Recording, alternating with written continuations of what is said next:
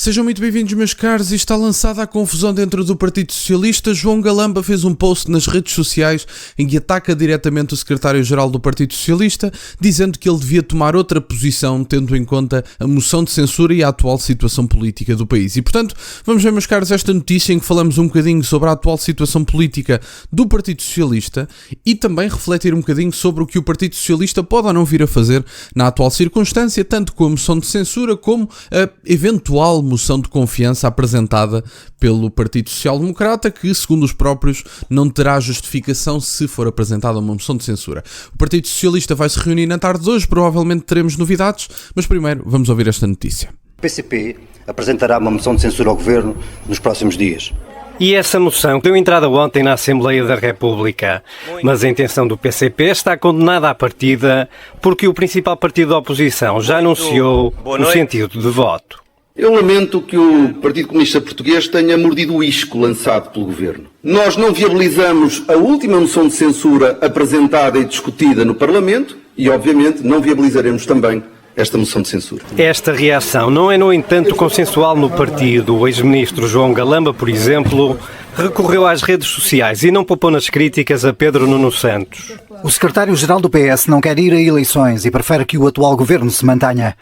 Para quem sempre denunciou tacitismos e se apresentou como líder com coragem, é obra.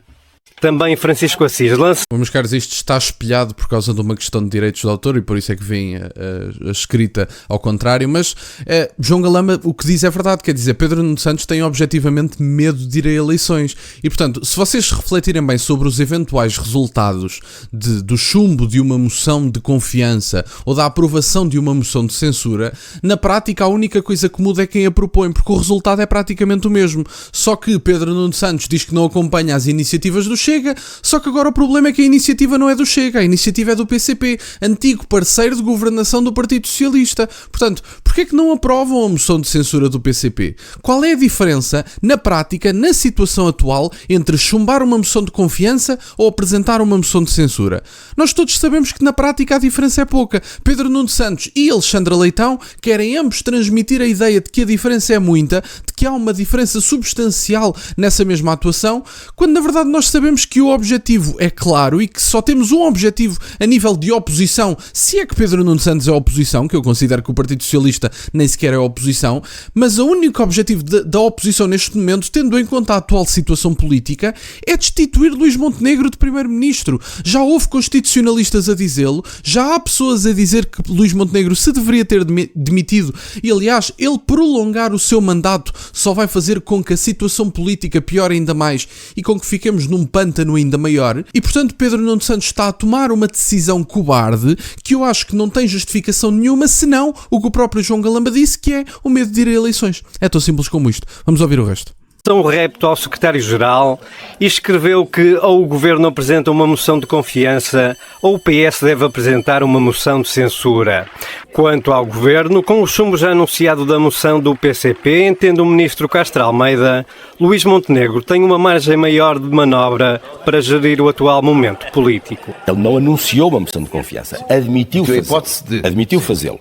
Ora, se os partidos se pronunciarem no Parlamento dizendo que o Governo tem condições de continuar a executar o programa do Governo, eu acho que é dispensável a moção de confiança. Entretanto, Pedro Nuno Santos decidiu reunir esta tarde o secretariado do PS para analisar a situação política.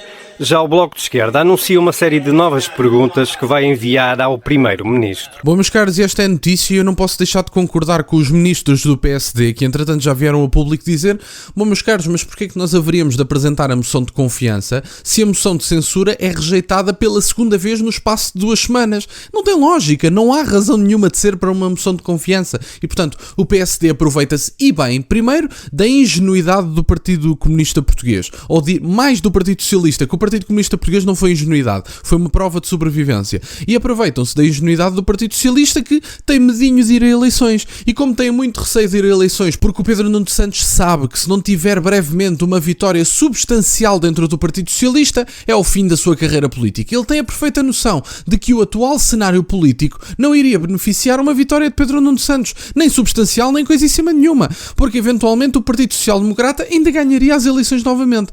Provavelmente não com Luís Montenegro, Montenegro, mas é como eu vos digo, podemos brevemente ter a novidade de um novo líder do Partido Social Democrata se acontecer que Luís Montenegro cai. E digo-vos, se Luís Montenegro cair e vier Pedro Passos Coelho, eu da minha parte acho que esta crise foi ótima para o país, até porque Pedro Passos Coelho não tem os tabus que Luís Montenegro tem, nomeadamente sobre linhas vermelhas e etc. Portanto, basicamente é um bocadinho isto. Francisco Assis e João Galamba dizem que Pedro Nuno Santos deveria ter outra posição sobre a moção de censura do Partido Comunista Português, e eu concordo.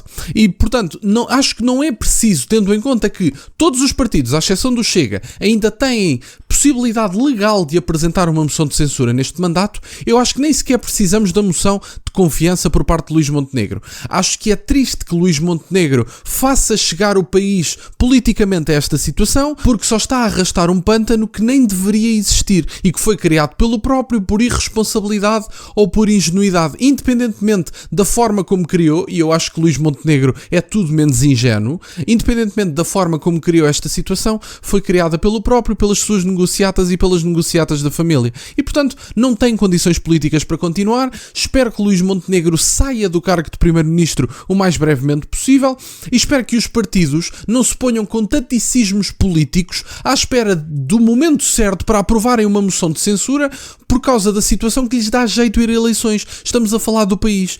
E estas pessoas estão tão pouco habituadas a tomar decisões em prol do país que optam por rejeitar uma moção de censura que é óbvia ou não permitir que se apresente uma moção de confiança que tem obviamente que ser rejeitada por causa de taticismos políticos e de circunstâncias nas sondagens. Todos nós sabemos que Pedro Nuno Santos não tem jeito para isto. Miguel Morgado já o disse e eu concordo. Pedro Nuno Santos é dos líderes mais fracos que já passou no Partido Socialista. A Alexandra Leitão manda mais no Partido Socialista do que o Pedro Nuno Santos e, portanto, nós todos percebemos que Pedro Nuno Santos, ao não ter jeito para isto, tem muito receio de eleições e tendo receio de eleições vai evitar ao máximo que o país vá para eleições.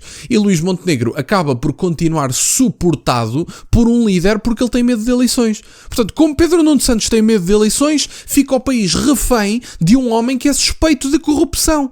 É isto que nós temos, é este o atual cenário político. E Marcelo Rebelo de Sousa, onde é que ele anda? Ninguém sabe, sinceramente ninguém sabe. Marcelo Rebelo de Sousa supostamente nem sequer atendeu uma chamada de Luís Montenegro, segundo diz o Jornal de Notícias, ou Notícias ao Minuto, já não me recordo, diziam que Marcelo Rebelo de Sousa nem sequer atendeu a chamada de Luís Montenegro. Portanto, o homem está de férias, está em stand-by, está em pausa, ele fez uma pausa no seu mandato, foi não sei para onde, foi para o Brasil discutir as situações do Brasil, abraçar-se a corruptos, dar beijinhos ao Macron, aparecer publicamente para falar sobre a atual situação do país onde ele é presidente, isso é que não convém. Portanto, é um bocadinho isto. Estamos refém de um homem que tem medo de eleições e de outro que fez uma pausa no mandato. Portanto, estamos basicamente reféns de um suspeito de corrupção, de um que tem medo de ir a eleições e de outro que pôs a pausa no mandato porque não quer participar em problemas. Está no fim do mandato, não vai ser ele o presidente de mais uma circunstância dramática na política portuguesa, obviamente, porque é que ele haveria de assumir